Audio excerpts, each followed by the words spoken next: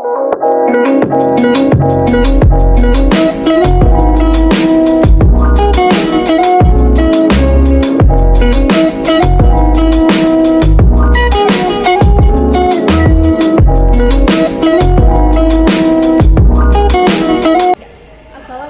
warahmatullahi wabarakatuh. Perkenalkan, nama saya Revanuna Kasamo dengan NIM 151423151 kelas 1G.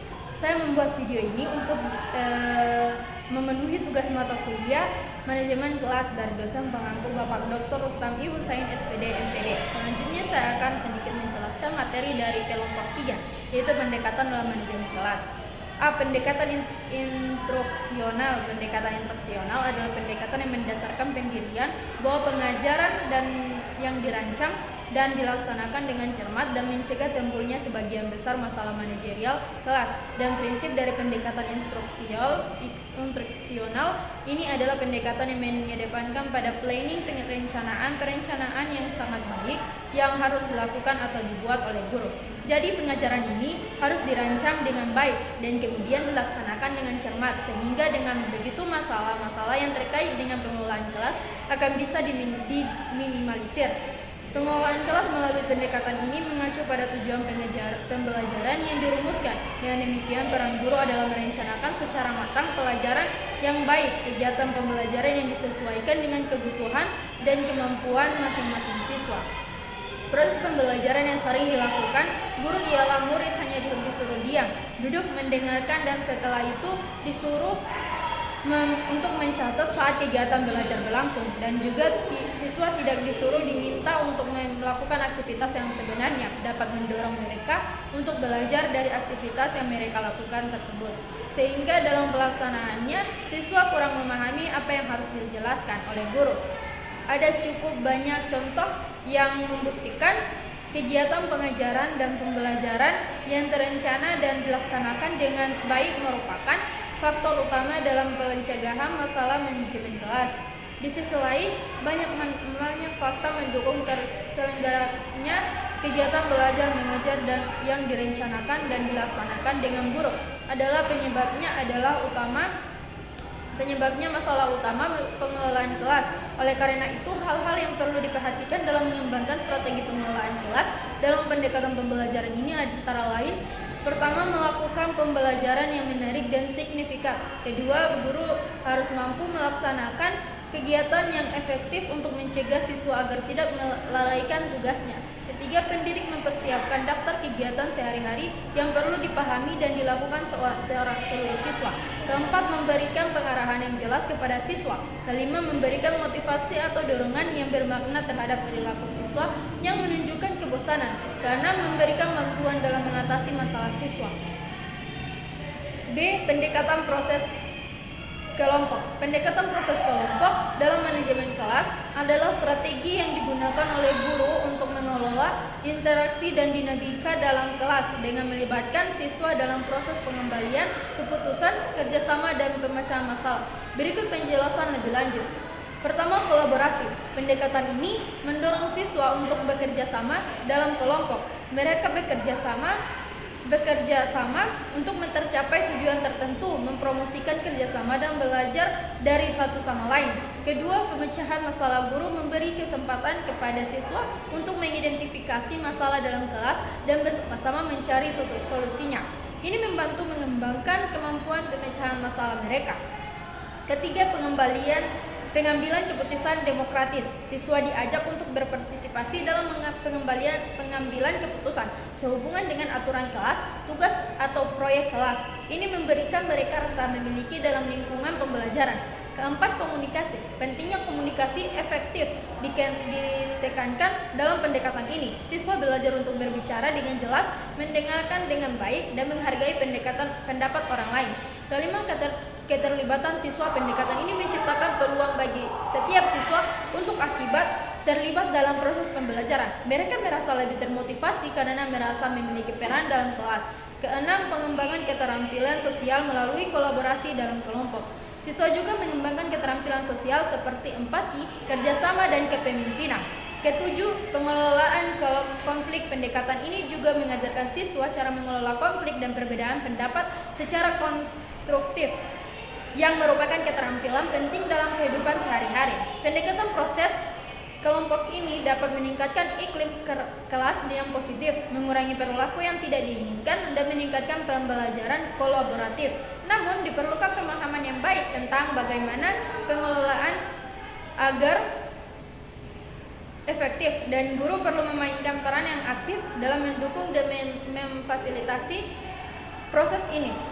C. Pendekatan sosio-emosional. Pendekatan sosio-emosional dalam pembelajaran adalah suasana perasaan dan suasana sosial emosional di dalam kelas sebagai sekelompok individu cenderung pada pendam psikologis, klinis, dan konseling penyuluhan.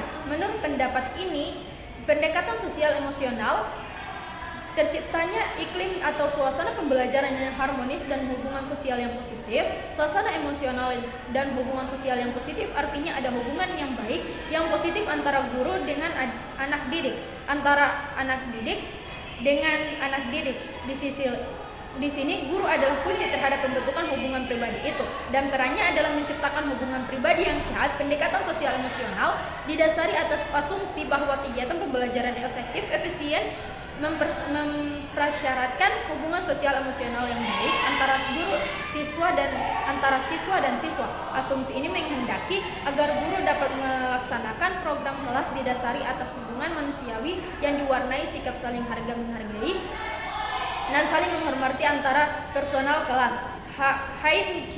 Ginot mengemukakan bahwa dalam memecahkan masalah, guru berusaha untuk membicarakan situasi, bukan pribadi pelaku pelanggaran, dan mendeskripsikan apa yang ia lihat dan rasakan, serta mendeskripsikan apa yang perlu dilakukan secara alternatif penyelesaiannya. Sedangkan menurut Karl A.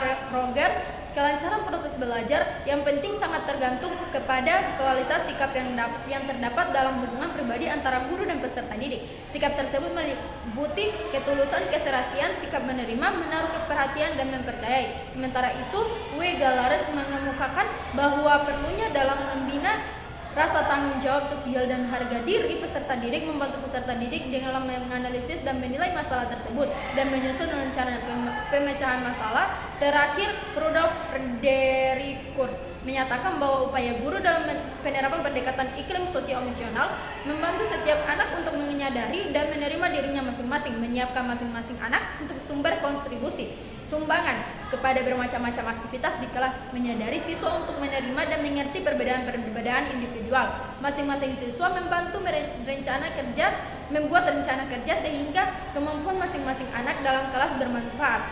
Pendekatan sosio-emosional merupakan bentuk hubungan antara guru dan siswanya, di mana dalam hal ini adanya keterkaitan antara keduanya dalam proses menciptakan suatu kondisi yang belajar yang baik, efektif secara efisien untuk menciptakan suasana belajar yang harmonis. Di sini guru memiliki peran penting dalam melaksanakan proses belajar mengajar itu sendiri. Seorang guru harus berusaha mendorong siswa agar mampu dan bersedia mewujudkan hubungan manusiawi yang penuh saling pengertian, menghormati, dan saling menghargai. Guru harus mendorong menjadi pelaksana yang bersisi aktif, kreatif, serta selalu terbuka pada kritik. Di samping itu, berarti juga guru harus mampu dan bersedia mendengarkan pendapat, saran, gagasan, dan lain-lain dari siswa sehingga terjadi suasana pembelajaran yang dinamis. Untuk menciptakan hubungan baik dengan siswa, guru perlu menerapkan sikap-sikap yang efektif, meliputi sikap terbuka, menerima dan menghargai siswa, empati, dan demokratis. Sikap-sikap tersebut sangat dibutuhkan apabila seorang pengajar menginginkan secara maksimal dalam membantu peserta didik dalam pembelajaran. Pendekatan sosio-emosional akan tercapai secara maksimal apabila hubungan antara pribadi yang baik berkembang di dalam kelas. Hubungan tersebut meliputi hubungan antara guru dan siswa serta hubungan antara siswa. Di dalam hal ini, guru merupakan kunci pengembangan hubungan tersebut. Oleh karena itu, seharusnya guru mengembangkan iklim kelas yang baik melalui pemeliharaan hubungan antara pribadi di kelas. Untuk terciptanya hubungan guru dengan siswa yang positif, diperlukan adanya sikap saling mengerti dan sikap saling mengayomi atau sikap saling melindungi atau peserta didik dan pengajarnya. Suatu kelas yang memiliki hubungan interpersonal yang baik merupakan kondisi di mana kelas tersebut memiliki suatu iklim sosio-emosional yang baik. Jika kelas tersebut berada pada kondisi dan situasi yang demikian, maka hal tersebut akan menjadikan peserta didik atau siswa merasa mau untuk mengikuti proses belajar tersebut serta merasa tentram dan nyaman tanpa suatu ancaman ataupun adanya tekanan-tekanan tertentu. Penekanan sistem sosio-emosional berakar dari pandangan yang mengutamakan hubungan saling menerima, sikap empati sebagai sesama manusia. Melalui pendekatan ini, peserta didik benar-benar percaya bahwa seorang guru mempercayai dedikasi yang penuh dalam membina belajar mereka. Apabila peserta didik berperilaku menyimpang, maka seorang pengajar atau guru dapat memisahkan kesalahan dari orang yang berbuat salah dan menolak peraturan yang menyimpang tersebut. Penciptaan iklim sosio-emosional terjadi bila terdapat keterlibatan pengajar dalam suasana belajar itu untuk mengembangkan tanggung jawab sosial dan merasa dirinya berarti bagi orang lain. Sekian dari saya. Wabillahi taufiq wal hidayah. Wassalamualaikum warahmatullahi wabarakatuh.